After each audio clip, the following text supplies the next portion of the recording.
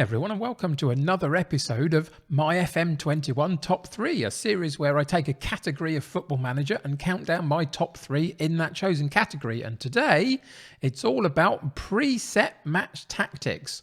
So let's get into it.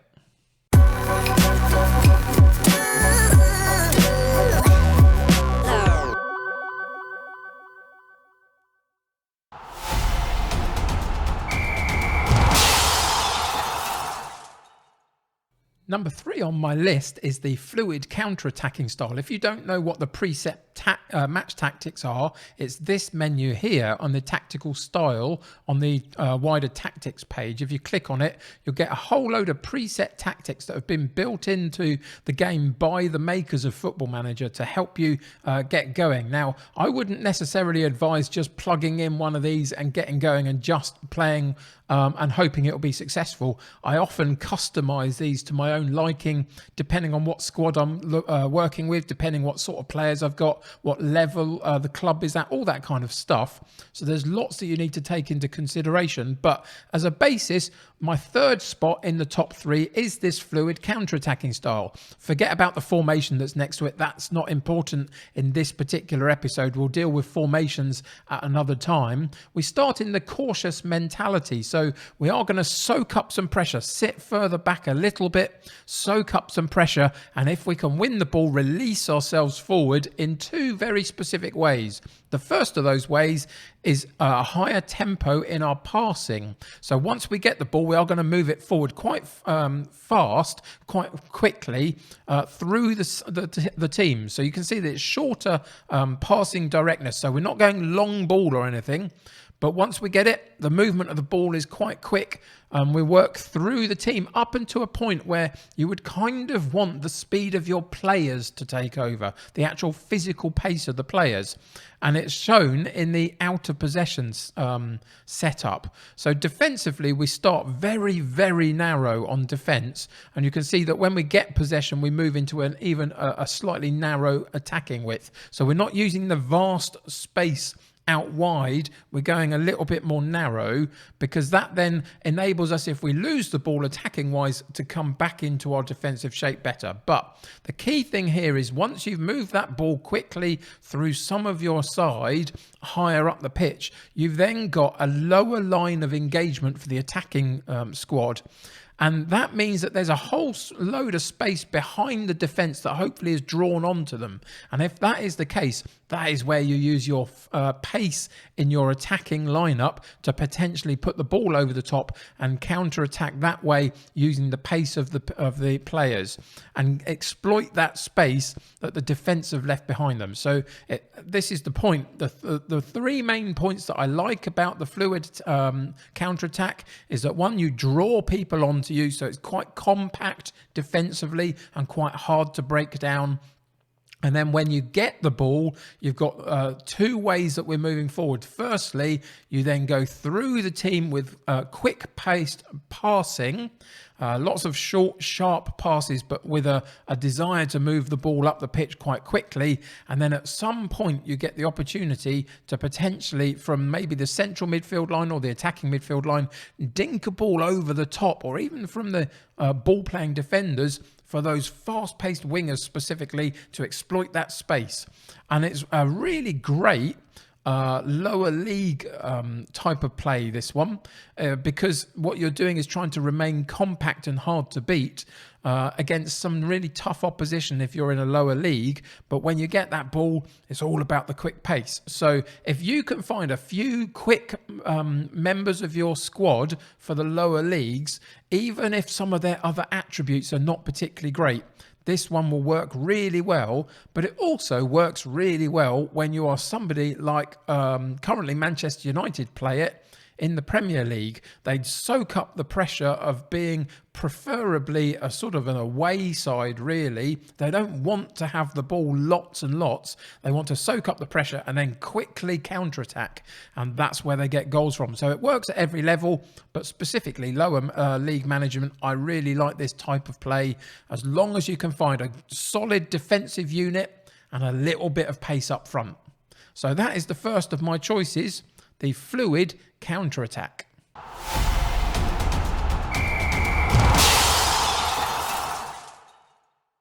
In second spot, we've got what I feel like is a little bit of a dying art in the footballing world a little bit, especially in Football Manager, and that is to go wide, to use the wing play. This is what I grew up watching myself a lot when I was younger, was 4-4-2 and two wide men getting crosses in, supporting by overlapping fullbacks. And it's a style of play that I really like, especially if you can get two guys up front, that the crosses can really sort of impact up there with that extra man in that striking position than a lot of teams play these days. So for me, for example, I've been playing this in my Truro City side in my From Hope to Glory series in a 4-4-2 formation, and battering the defence with lots of crosses, lots of through balls to those two guys up front. And the defence in the lower leagues haven't been able to cope with it particularly well. We've had some really good results from it. So the things that we're looking out for is, one, we're in a balanced mentality. This is both a good one for defensive work and offensive work. The wingers are asked to come back and help the fullbacks as much as the fullbacks are asked to go and help the wingers, depending on where you are in terms of possession or not having the possession. Depends also, of course, what formation you play, whether it's a 4-2-3-1 or a 4-4-2, etc., as to how exactly you play it. But it is all about those wide spots. It is getting out wide, even from the clearing of the goalkeeper's lines. It's about finding fullbacks and wingers and going quite early to see again if we can exploit the space behind the defence. And again, you can see out of possession, the lower line of engagement in the attacking third means that we're going to draw defenders onto us a little bit, and we can either go in through the centre point and get to sort of the attacking midfield line and then go out wide with through balls for attackers to run onto, or we can even do that from further back, try and launch it over the top, or we can go through the fullback, who will then feed into the winger and then overlap and gives the fullback on the opposition a real headache as to exactly who they follow. There's lots of ways of playing this, but it's something, as I say, that I think is less and less in the Football Manager community, really. A lot of the ways of play these days go through the centre of the pitch and work on a three-man central midfield. Maybe going to the 4-4-2 and working on the outsides might give you a little bit of an advantage, especially again in the lower leagues where you can play two people up top and get a load of goals potentially from them because the opposition are not really focused on being able to deal with that. The counter press isn't there in this particular one, so it saves all the energy for what you then do with the ball. We hold the shape, we keep our discipline, and then we counter attack once we have it using that width of the pitch, which is fantastic. Another difference to a lot of the sort of Gigan Press type of play and that high intensity pressing that wears your players out a little bit if you're not careful. So the wing play is my number 2 choice, bit of an old-fashioned one sort of, but maybe it'll have a resurgence in the coming years in football and in Football Manager, and that 4-4-2 might show up again.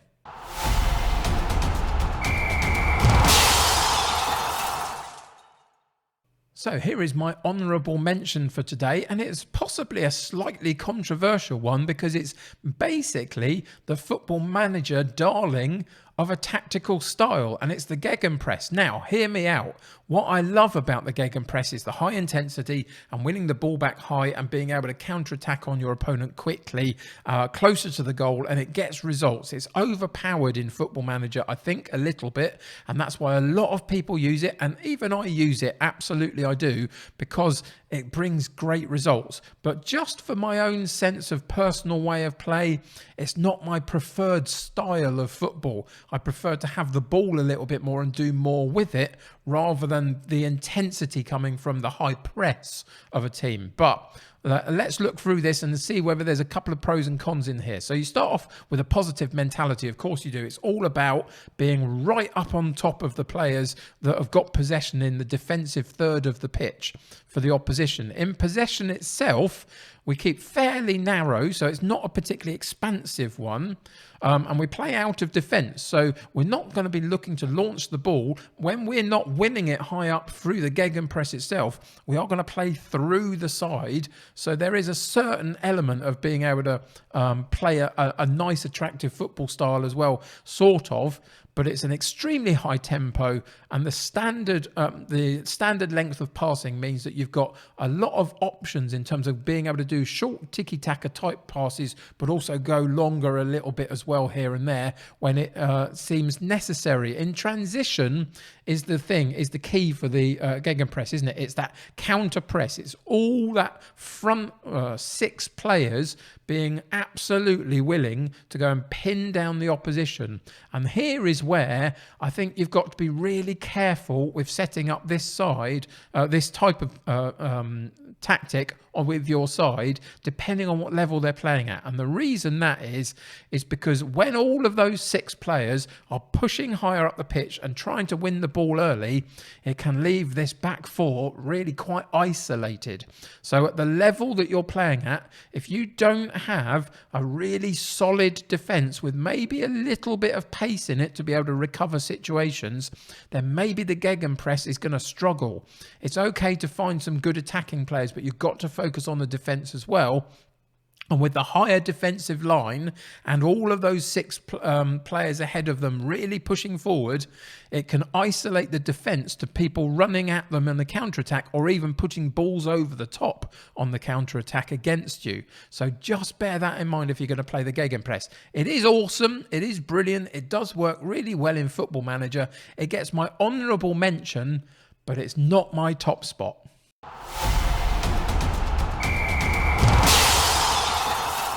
So my top spot goes to the vertical tiki-taka, and there's lots of reasons for it. I really love this style of play. It doesn't mean that every time I enter a new team in a new club, I immediately try and play it. I don't. I try and assess what's in front of me and try and work the best for what I've got with the squad that I've got until we move things on and we try and buy players in and change potentially the way we play. Look, I started in tier 7 of English football with Truro City. I'm now in tier 3, and we are really yet to play the vertical tiki-taka properly, because I just think in the slightly lower leagues it's not the right way to go. The 4-4-2 and the wing play and the counter-attacking fluid have both been used, and they have been really, really useful to us and really successful. The vertical tiki-taka, I think, is for a team that have got really good passing players in that central area for the type of level that you're playing at, and possibly a ball-playing central defender as well to start that process going.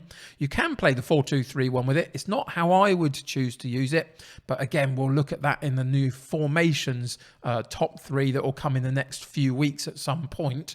But let's have a look at the vertical tiki-taka and just figure out why I personally like it so much. So we're in a balanced mentality, so that means that a lot of the squad are going to be moving together, both defensively and offensively, and I quite like that as an approach to my starting lineup and how we begin the game. So that's the first thing. There's a balanced approach there. In possession is key, and it does go through the middle, and you can see that we're not overlapping the fullbacks, we're underlapping the fullbacks. So the fullbacks, once the ball has moved into midfield, the fullbacks will come in from behind and support the central midfield, as potentially you might then have a Metzala maybe in midfield that then decides to move slightly out wide, and therefore you've got both areas covered just in a slightly different way. And when you lose possession, those fullbacks drop back into the fullback position from the defensive midfield, and the midfielder drops back into cover that position as well. So there's some fluidity about where the players can be in this particular setup, depending on whether you're on the offensive or the defensive. We play out from the defence. You can see that we've got shorter passing and a lower tempo as well. So patient build-up. This is not about the intensity of player movement. This is about patient build-up, and it's about using the lines. So if you think about the famous saying here in the UK anyway of you take 2 steps forward and you take 1 step back, or 1 step forward and 2 steps back is the phrase. But we're going to work on the thought that if you can move the ball 2 lines forward, even if you then drop it back 1 line to then go again 2 steps forward, then you're still moving the ball up the pitch. It might be a bit more of a what's the word I'm looking for? A little bit more subdued in terms of the speed of that play, but it's more calculated. And if you can work this formation or any formation that you're using this with, so you get staggered lines all the way up the pitch and you get a route through the side, the vertical tiki-taka can work really well. Now, why not the tiki-taka itself? Because that is in the game, obviously, as a preset tactic. To me, it's just a little bit too short passing for the sake of passing. Little short, sharp passes doesn't seem to always go everywhere. It's trying to draw players out of position and move them around, absolutely. But for my mind, it's just not quite dynamic enough. This is the benefit of the vertical tiki-taka. What we've seen in the other formations that we've used is things like out of possession. We've got that structure where we've got a higher line of engagement compared to some. So we're trying to still press a little bit. We're still putting pressure on the opposition, but we're not going full bore for it, and we're not wearing all of our players out for it. And that means that this defensive line also is slightly less set adrift from the rest of the squad as we're playing the game. So it feels a more compact unit, which I really like. In terms of in possession, as I say, the shorter passing is great. The lower tempo I quite like. Let's take our time, draw the opposition out by moving the ball a bit, but it's still always on that vertical trajectory rather than the tiki-taka wide and sort of just drifting about a little bit. It's working the ball into the box for those opportunities. So we're going to take our time again, get to the edge of the area and then force those little through balls through to on-running players. Inside forwards, etc., are really good for this type of play as well. At least on one side, I try and offset it and play a slightly different role on one wide area to the other. But there's so many ways in which you can get success out of this particular style of play. And the in transition, again, shows that we are counter-pressing, we are counter-attacking. So if we win the ball, it is quicker movements, a little bit of more of a forward-thinking process than some of them, especially the fluid counter-attack where we've sat so deep in the first place. But when we are starting from the back ourselves, it is still distributing to the centre-backs.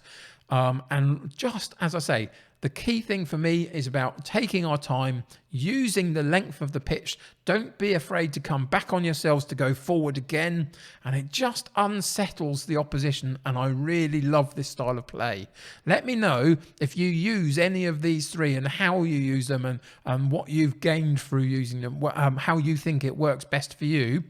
But let me also know if this is not how you play. What other styles do you have? Is it just about the Gigan Press for you? Lots of people use it. But is there something else in there? Do you go route one, or do you, what other styles of play do you have? Let me know in the comments below. This is just my opinion.